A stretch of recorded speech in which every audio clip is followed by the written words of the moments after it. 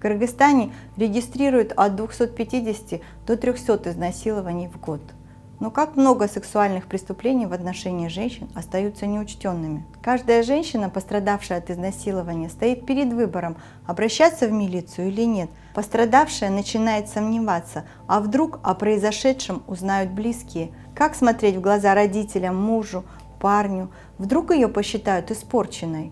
Насильники часто угрожают женщине и ее семье расправой в случае, если она расскажет кому-то о насилии. И это приводит к другой проблеме. Женщины боятся заявлять о насилии. Некоторые женщины убеждены, что правоохранительные и судебные органы коррумпированы, поэтому не станут заниматься их вопросом, поскольку они не смогут им заплатить. Еще один стереотип, который часто мешает правосудию. Многие женщины думали, что не смогут доказать свою правоту, поскольку не было свидетелей насилия. Но даже если жертва насилия обратится в милицию, следствие по делам о сексуальном насилии не всегда ведется адекватно, не всегда сохраняется конфиденциальность. Женщине приходится рассказывать подробности нападения по нескольку раз, каждый раз переживая ужас произошедшего снова и снова.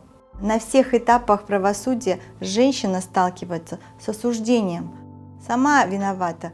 Зачем так поздно гуляла? Одета была вызывающе. Сама пошла с мужчиной. Никто не заставлял. В какой-то момент жертва может начать сомневаться, а вдруг она и вправду виновата. Все это ярко демонстрирует, что женщины и девочки, пострадавшие от сексуального насилия, сталкиваются с серьезными препятствиями в доступе к правосудию. Преступник зачастую остается безнаказанным, а у жертв насилия формируется низкий уровень доверия к правоохранительной и судебной системам. Закрепляя пройденное, значительная часть жертв изнасилования не обращаются в милицию. Женщины боятся и стыдятся общественного осуждения или не верят, что милиция и суд не выступят на их стороне. Правами и психологическим комфортом женщин часто пренебрегают, нарушается право на конфиденциальность, нет культуры деликатного отношения к жертвам изнасилований. Гендерные стереотипы становятся барьером для женщин в доступе к правосудию, ведут к безнаказанности и могут привести к повторным преступлениям. Необходимо искоренять гендерные стереотипы и нести культуру обращения с жертвами насилия в правоохранительные, судебные органы и сообщества.